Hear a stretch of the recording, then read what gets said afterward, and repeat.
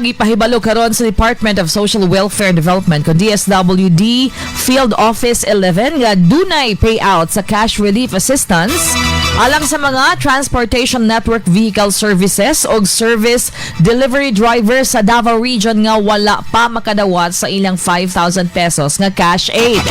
Sumala sa DSWD 11 appeal sa payout ang mga driver sa mga transport network companies o private express and messengerial delivery services o ilang mga insaktong schedule o oras sa payout ipahibalo lamang pinaagi sa ilang tagsa-tagsa ka mga kumpanya. Gipahinumduman sab sa ahensya ang mga benepisyaryo magdala og requirements sama sa valid driver's license o sa ka-photocopy niini nga dunay tulo ka mga pirma. Kinahanglan sab nga mutambong lamang sa ilang assign nga petsa, oras ug payout site aron malikayan ang kalangay sa proseso. RMN News.